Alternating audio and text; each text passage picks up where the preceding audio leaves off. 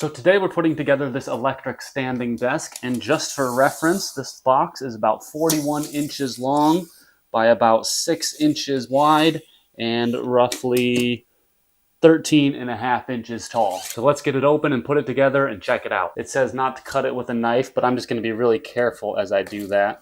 Just open up the sides here first. I'm just going to cut upwards really carefully so I don't risk cutting any of the material on the inside.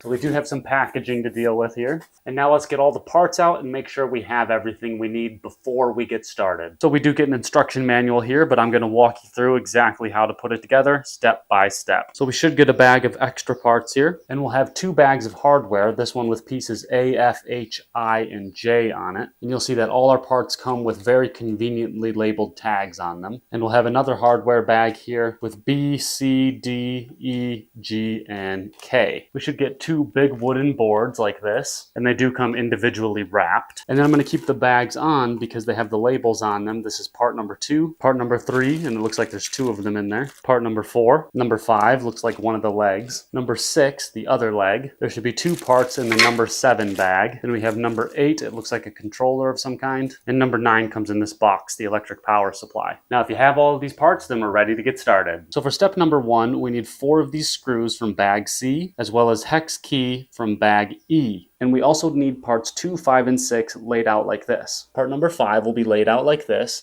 with this piece right here being upwards and facing inwards. Part number 6 will be laid out like this, with this piece facing inwards towards number 5. And part number 2 is going to connect them. We'll have this way is going to be our down, and we're going to connect 2, 5, and 6 like that, with the screws going into there and the screws going into there. So I'm going to start with parts number 2 and 5 by aligning this hole here with this hole here and dropping a C screw down into it. First I'm going to attach it to my hex key, line up those 2 holes, and then start screwing it in. And now you'll see these 2 holes are already lined up. I'm going to screw that one in as well. Now I'm going to do the same thing over here, lining up number 1 and 2 holes with number 1 and number 2 right here on part 6.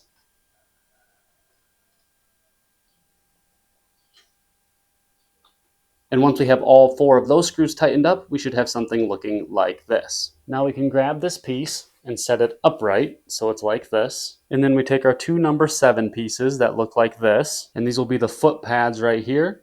So we will place them up in the air for now, pointing upwards, and connect it on this piece right here, like this. And we collect all 8 screws from bag letter K. And using the hex key, the same one from before, we're going to screw them in right here. 1, 2, 3, 4. And then the other 4 will go into this leg over here. Now I'm going to take that bolt there, drop it through that hole there so it's sticking out, and then get it to line up with the appropriate hole here.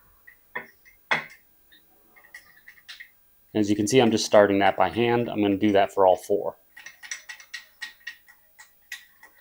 There, now that they're all started by hand like that, I'm going to take my hex key here and then tighten them up one by one.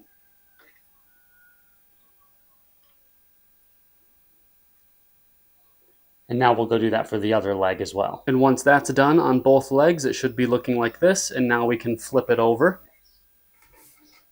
So it's sitting upright like this. And now we'll take our 2 parts from bag number 3. Notice they have some indicators here that say arrow outwards as long as an arrow facing this direction. And that's true for both of them. We also need the remaining 4 screws from bag letter C. Now we're going to take those screws and find the holes on this part of number 3 right here. And we're going to go to the inside of this notch here, and those screws are going to go inwards like that. And then we'll find these screw holes here on the outside of 5 and 6 and drill them in that way. So number 3 will go here, and the screws will go in this way. And again, I'm just going to start those by hand,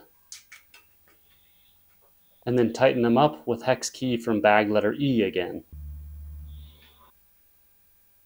Now it should be looking something like this, and we'll do that for the other side as well. And then once you have them both attached, we should have it looking like this. And now we're going to grab part number 4 here and loosen this piece right here just by twisting it to the left. Don't have to loosen it a whole lot, just a little bit. That way this piece can slide back and forth. Now starting with this leg here, we'll take the transmission rod and insert it into this hole over here. And then we're going to twist it clockwise until it's in its lowest position. Now we'll come to the other leg over here, and we're going to connect this piece of the transmission rod to this piece here. And it may need to be rotated, just like you saw me do it, to get it to go in properly. And we'll get the smaller Allen key from bag D and tighten up this piece right here. Then we'll come back to this knob here and tighten it up.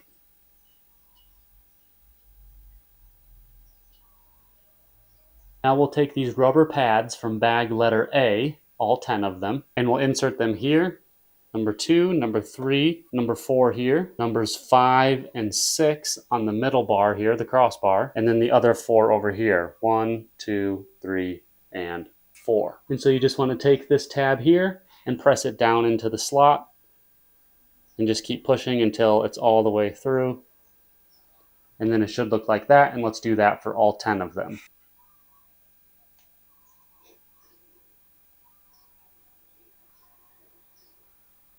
Now we need the 4 wood pegs from bag letter G, and we'll take our 2 wooden boards and find these slots on the inside of them. There's 1, 2, 3, and 4 on the inside of each. Now on one of the boards, we take the wooden pegs and we just put them into the hole, and we do that in all 4 holes. Once we have those pegs sticking out of the board like that, we can line up the holes with the other board and then put them together.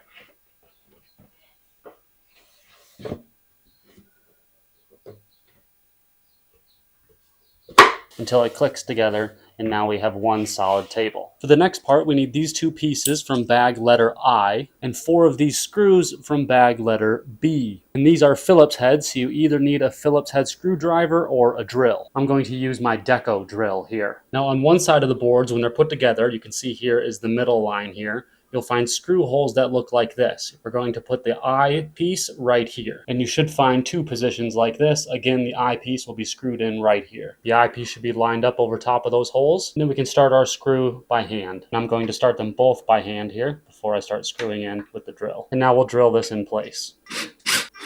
Once we have one of them drilled in place, let's do the same thing for the other one. And now we should have 2 brackets in place looking like this. Now we should place the table on the ground like this with the brackets upwards and set the legs down on it like this. Now just to make sure that this is in the right position as well, make sure that these holes here are opposite the bar of this right here. So they should be set like that. So that way that these brackets back here will actually fit the holes that are on this side of the wood. Now we need 10 of the letter B screws, and those are going to get screwed down into some pre-drilled holes along here. 1, 2, 3, and 4, as well as the same thing on that side over there. And then numbers 9 and 10 will be here and over here. So first I'm going to set all the screws by hand to make sure that they're in the proper location.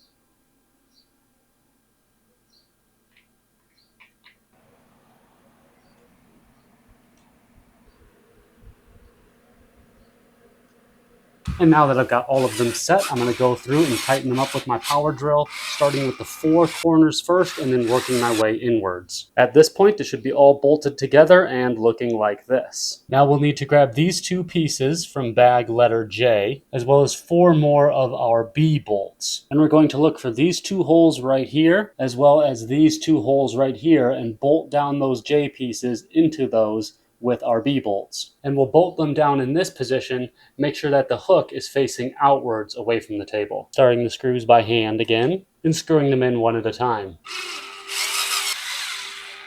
until they're nice and solid. Let's do that on both sides. Now we should have 2 pieces looking like that and like that. Now we need our last 2 B screws, as well as this piece from bag number 8. And now we'll look for this component here and come forward, and we should have a screw hole right here and a screw hole right here. We'll take this piece and put it down like this so that these letters and numbers are facing outwards, and screw down into it with our B screws.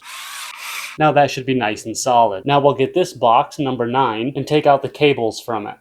And we'll take that cable from number 9 and plug it in here, and take the cable sticking out of this component that looks like this and plug it in here. Now we'll take our 2 pieces from the bag letter F and remove off the sticker backing here to reveal the adhesive back. One of them will go right here so it can wrap around both of these cords.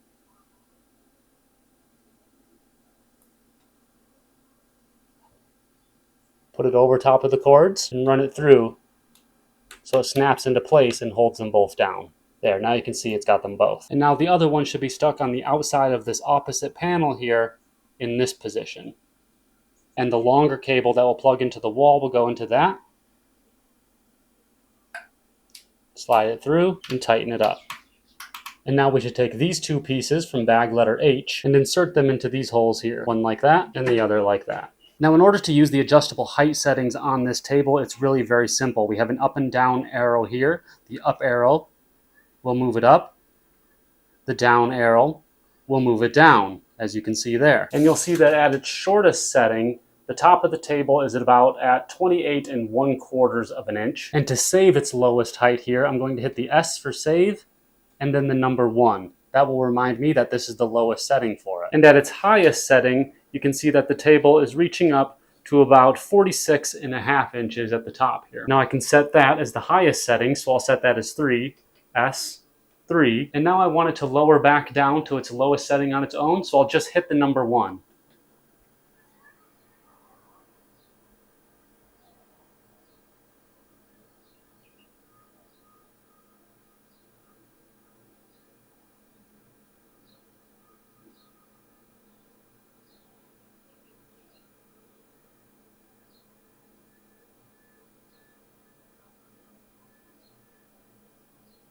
And if I wanted to raise it back up, now I would just hit the number 3.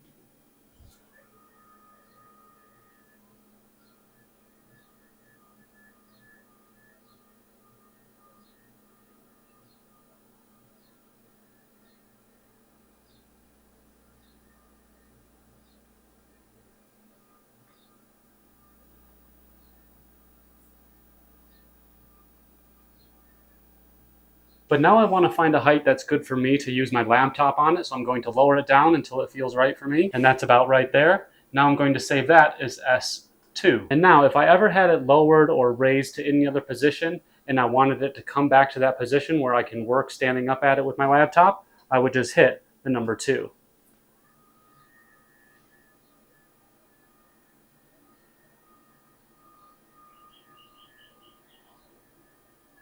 And it comes right back to my preferred working height. So there you go, it's a great desk. You can see it's even sturdy enough for me to put my weight on it like this. However, you don't want to overload it, but if you keep it plugged in, it will let you know if you put too much weight on this table at any given time. Other than that, I think it's a great desk. Feels nice and solid, looks really good, works perfectly, and not only that, but it was really easy to put together. So just follow my instructions and you should be able to put it together in no time. And if you're looking for an adjustable height standing desk like this, I definitely recommend it to you. I'm really happy with it.